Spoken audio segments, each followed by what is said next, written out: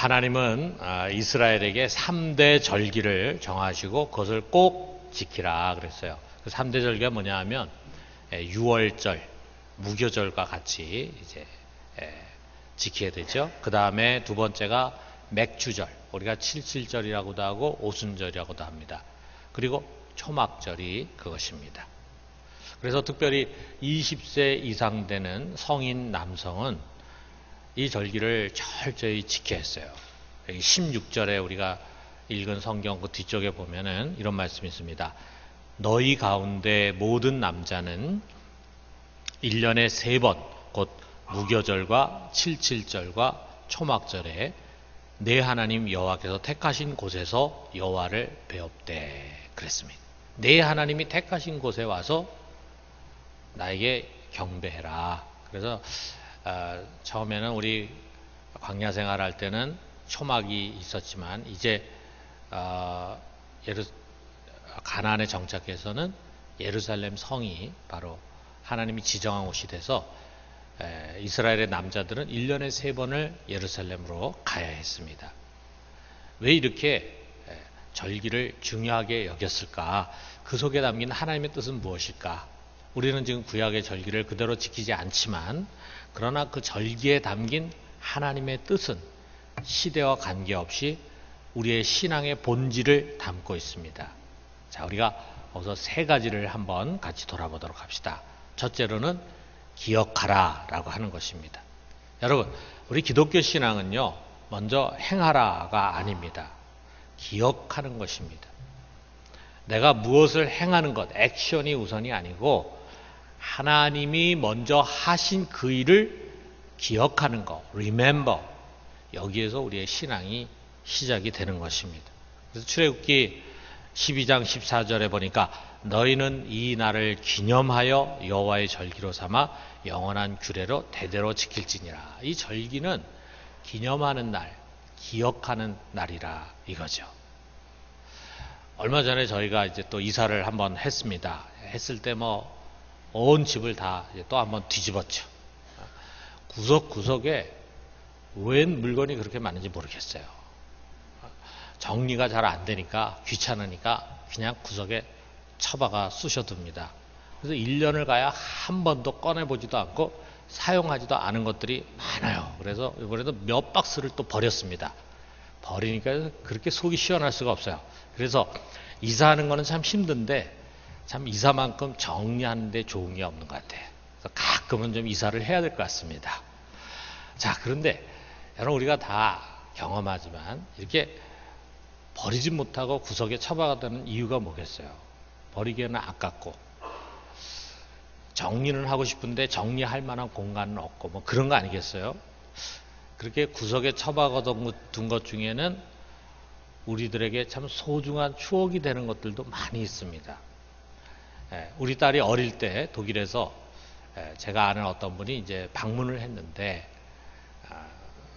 그분이 사는 그 나라에 아주 귀한 그 장난감을 이렇게 토산물이 될 수 있는 그런 장난감을 이제 선물을 했어요.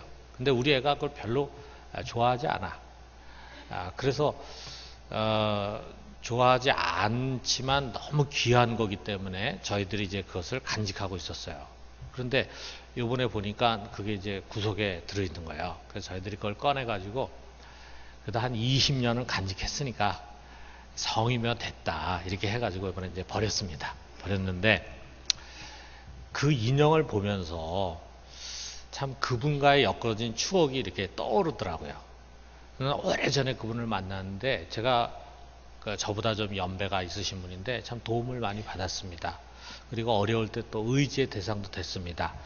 늘 좋은 것만 있었던 것은 아니지만 내 속에는 고마움과 아울러서 참 좋은 분이라는 그런 인상이 깊이 새겨져 있어요. 자, 여러분 이 기억이라고 하는 게 참 신비하지 않습니까? 기억을 하지 못하면은 그것은 그냥 과거의 일로 떠나버리고 맙니다. 그런데 기억을 하게 되면 그것은 단순한 과거가 아니고 현재를 만드는 과거가 됩니다. 현재 나를 있게 한 사건, 또 현재 지금의 내 생각과 행동에 영향을 미치는 사건이 되는 거예요. 만일 누군가 말이죠, 과거에 있었던 아주 끔찍한 일을 잊지 못하고 그것 때문에 매일 악몽에 시달리고 두려움에 사로잡혀 산다고 한번 생각해 봐요. 그러면 그 사람은 이 기억이라고 하는 것을 통해서 과거의 발목이 잡혀서 현재를 불행하게 살아가고 있는 사람입니다. 그런 기억은 좀 빨리 잊어버렸으면 좋겠죠. 반면에 과거로부터 누구에겐가 아주 감동적인 큰 사랑을 받았어요. 큰 은혜를 입었어요. 그것을 잊지 못합니다. 그래서 그 빚을 갚는 심정으로 자신도 자기 주위의 어려운 이웃을 섬기고 도와주는 그런 사역을 해. 자, 그렇다고 한다면 그 기억이라고 하는 것을 통해서 그는 그의 과거는 현재의 삶을 아름답게 만들어가는 도구가 된 것입니다. 특별히 우리 하나님에 대한 기억은 사람에 대한 기억과는 전혀 다른 차원입니다.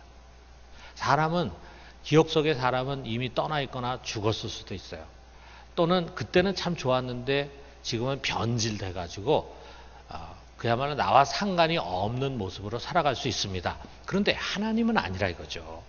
과거에 그 귀한 일을 행하신 그 하나님은 전혀 변함이 없이 동일한 모습으로 지금 여기 나와 함께 살아계신 분이십니다. 그렇기 때문에 그 하나님이 행하신 과거에 대한 기억은 지금 내 속에 그분에 대한 신앙을 만드는 아주 소중한 재료가 되는 것입니다. 어떻게 보면 여러분과 내 속에 쌓여진 신앙이라고 하는 것은 지금까지 인생에서 살아오면서 깨달은 그분이 행하신 일에 대한 기억이에요. 기억. 그 기억이 많으면 많을수록 신앙의 층이 깊어지는 것입니다. 무엇을 기억하느냐? 다른 무엇이 아니라 애굽의 일을 기억하는 것이라 이거죠. 여기 12절에 보니까 너는 애굽에서 종되었던 것을 기억하고 이 규례를 지켜 행할지니라 그랬어요.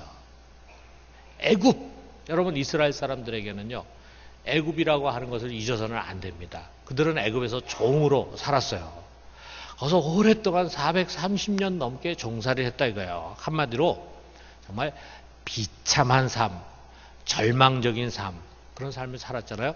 그런 너의 과거를 기억해라 라고 하는 것입니다. 너는 거기서 사람 취급받지 못하고 사는 비참한 종이었다. 그것을 잊지 마라. 예수님께서 명하십니다.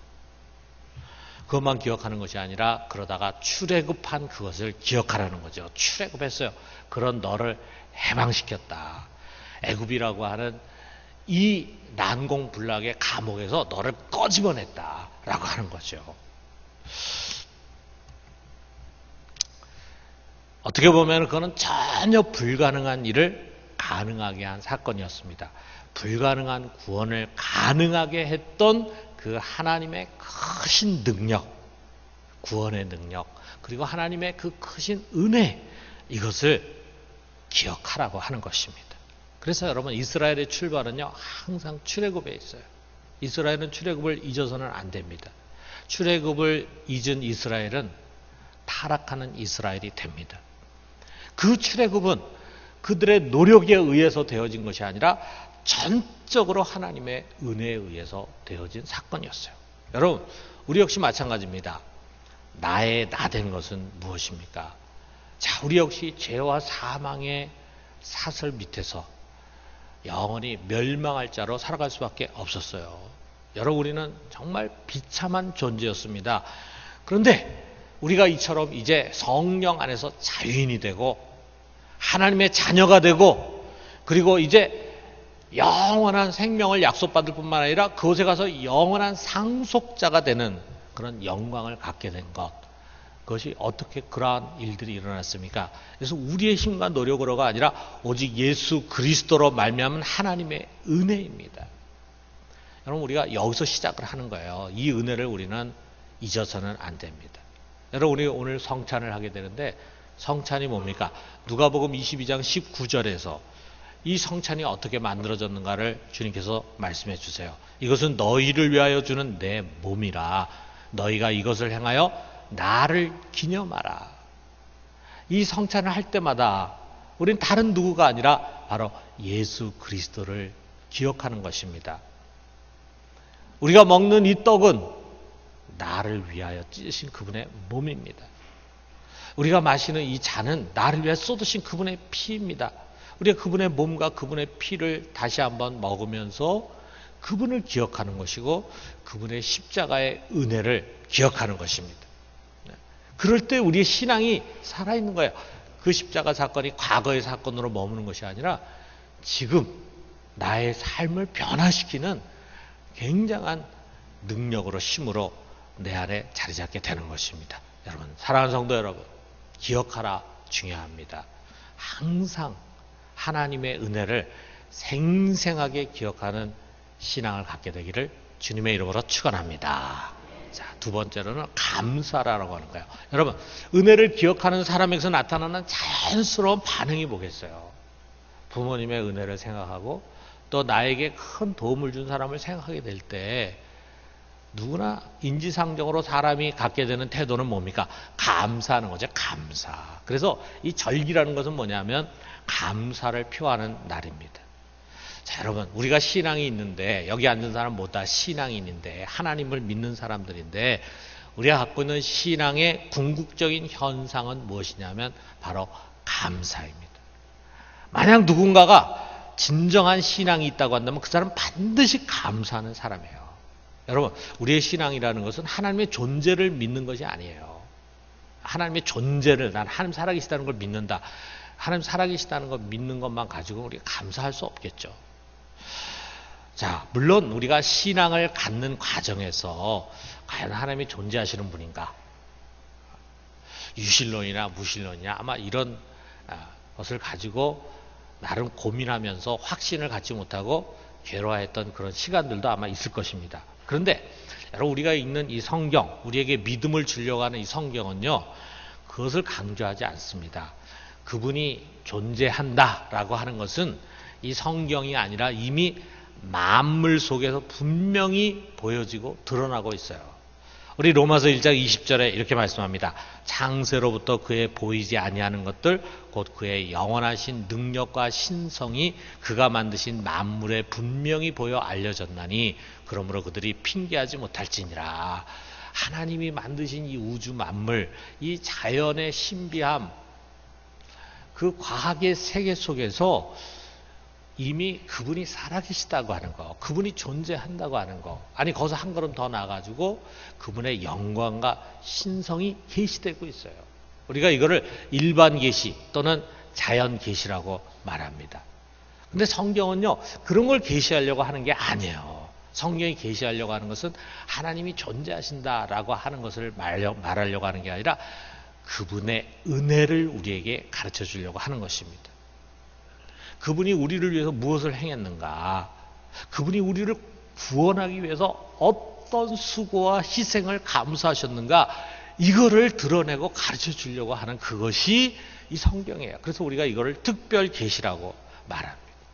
우리 성경에도 그런 말씀 있잖아요. 이것을 기록한 것은 예수 그리스도가 하나님의 아들이시고 그를 믿는 자마다 영생을 얻게 된다는 것을 알게 하기 위해서 이 성경을 기록했다 이거예요. 세상을 구원하기 위해서 자기 아들을 보내신 하나님의 사랑, 그리고 그 아버지의 뜻을 이루기 위해서 친히 몸으로 오셔서 그 몸을 희생하신 아들의 사랑, 그리고 그 사랑이 어떤 것인지를 우리로 하여금 알고 믿도록 하기 위해서 친히 이 불편한 우리의 몸 안에 임재하신 성령의 사랑, 성경은 이것을 계시하고 가르쳐 줍니다. 그러므로 여러분, 우리가 신앙을 가졌다라고 하는 것은요, 나는 그분이 분명히 존재하는 것을 믿습니다, 이거 아니에요. 이 정도 가지고는 여러분 우리가 신앙이라고 말할 수 없습니다. 나는 이 세상에 신이 있다는 것을 믿는다, 그게 성경에서 우리에게 요구하는 신앙이 아닙니다. 뭡니까? 그 자존하시는 하나님이 예수 그리스도를 통해서 나에게 베푸신 이처럼 크신 은혜를 깨닫는 것, 그게 신앙이에요.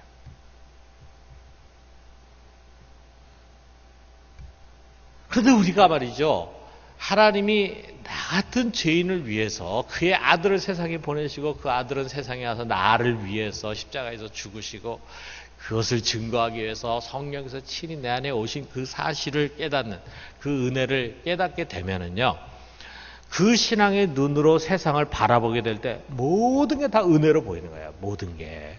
자, 심은 곡식을 추수하는 것, 이전에 그것은 내 수고와 땀으로 이루어진 것이고 자연의 산물이라고 생각했는데 이제 우리가 은혜의 눈을 뜨니까 이것은 하나님의 은혜의 산물이구나 이렇게 고백을 합니다. 내가 이 세상에 태어난 것도 교육을 받고 성장한 것도 이처럼 먹고 마시면서 건강하게 사는 것도 누워서 쉬고 잘 수 있는 그런 집이 있는 것도 내가 열심히 일할 수 있는 직업을 갖고 있는 것도 좋은 짝을 만나서 이렇게 결혼을 하게 된 것도 그래서 자녀를 낳고 자녀를 양육하고 키우게 된 것도 다 돌아보니 하나님의 은혜라 이거죠. 은혜다.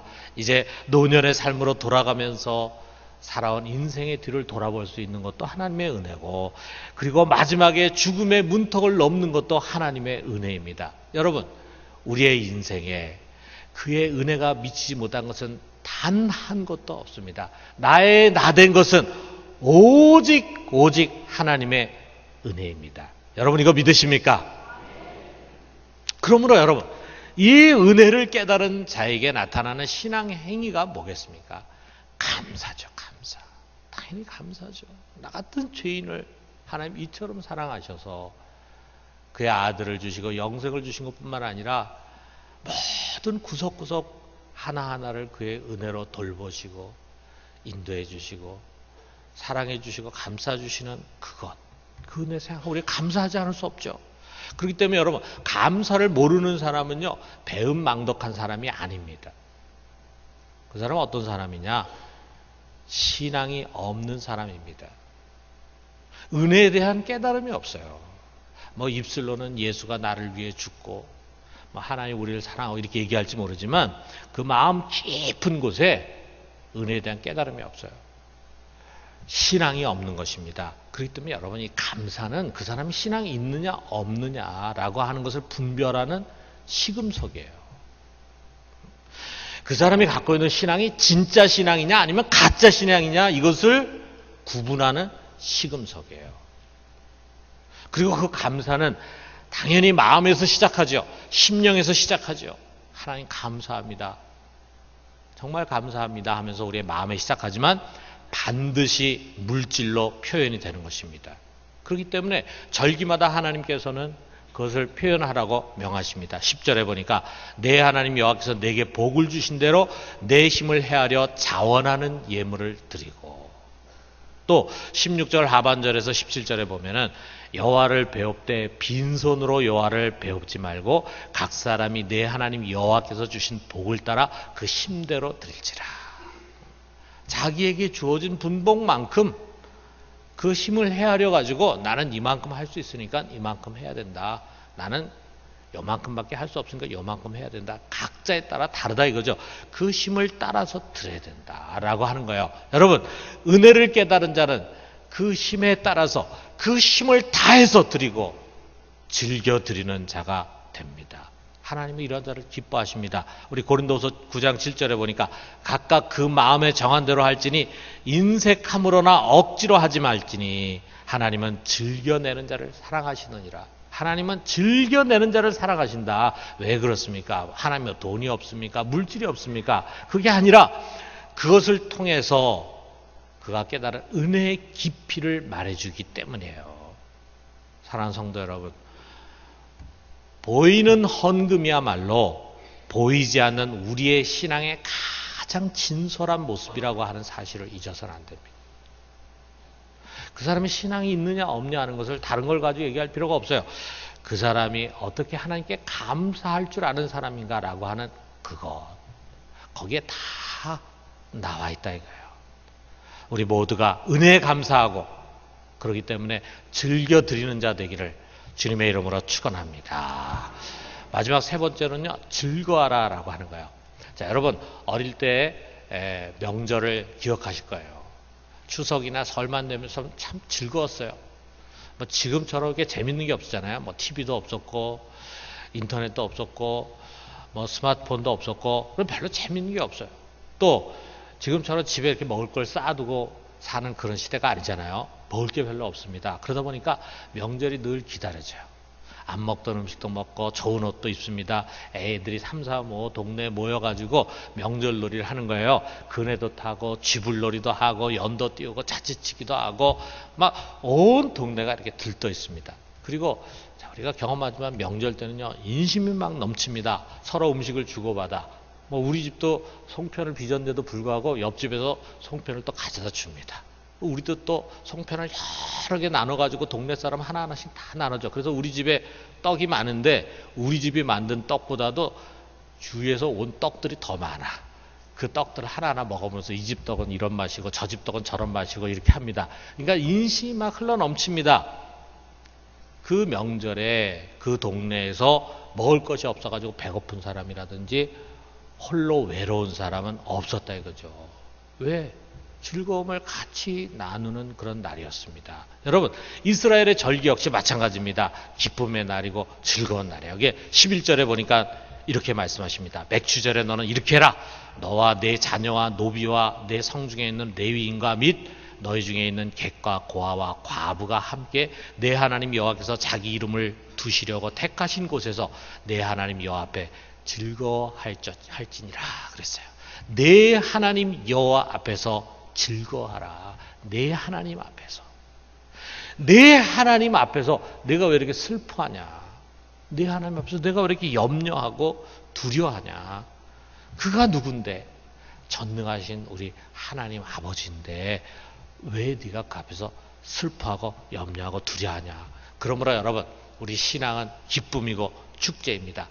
그가 진정 만왕의 왕 되신 하나님, 능치 못함이 없으신 전능자라고 하는 사실을 안다면 그런 전지전능하신 그분이 나를 사랑하시는 나의 아버지시고 그래서 나에 대한 그분의 깊은 사랑과 긍휼과 은혜를 진정으로 믿는다면 무엇이 우리 속에 있는 기쁨과 평안을 막을 수 있겠습니까? 그러므로 주님 명하십니다.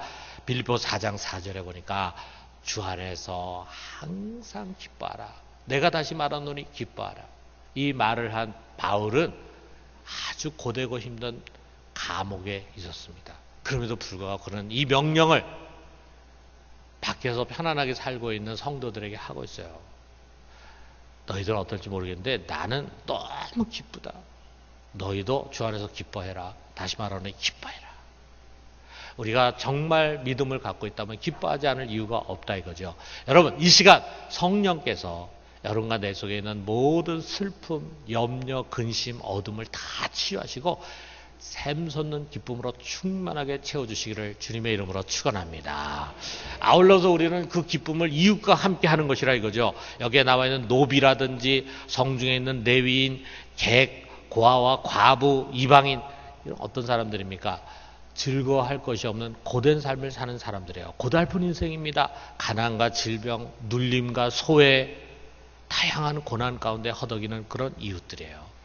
절기신앙은 그런 사람들을 돌아보는 거예요. 그래서 나 혼자 즐거워하지 말고 그런 사람들을 끌어안아서 이 즐거움 가운데로 초청하는 것입니다. 그러면서 하나님 주시는 말씀이 너도 옛날에는 그런 자였다. 너도 옛날에 애굽에서 종살이 하고 있었음을 잊지 말고 기억해라 라고 하는 거예요. 얼마나 고달프고 슬픈 시간이었습니까? 얼마나 절망적인 시간이었습니까? 그것을 기억하라는 것입니다. 사랑하는 성도 여러분, 불과 70년, 80년 전 우리 역시 매우 고달픈 민족이었습니다. 일제의 총칼 아래서 노예처럼 살았습니다. 억울한 일이 너무 많았습니다. 찢어지게 가난했습니다. 보릿고개를 넘어가야 했습니다. 여러분 우리는 이걸 잊어서는 안 됩니다. 애굽의 종살이 한 것을 잊지 말라고 말씀하신 주님께서는 너희가 이처럼 고달픈 인생길을 살았던 그때를 잊지 말라고 말씀하십니다. 그러면서 지금도 우리 주위에 또 지금도 전 세계에 가난하고 눌리고 버림받고 갇힌 자들을 돌아보라 라고 하는 것입니다. 이들을 끌어안고 함께 즐거워하고 함께 구원받고 함께 영생을 누리려고 하는 것, 이것이 참된 신앙이다 라고 하는 것을 가르칩니다. 여러분 절기 속에 담긴 우리 신앙의 본질로 돌아갑시다. 기억하는 신앙, 감사하는 신앙, 그리고 함께 즐거워하는 신앙, 이 신앙 속에서 승리하며 살기를 주님의 이름으로 축원합니다.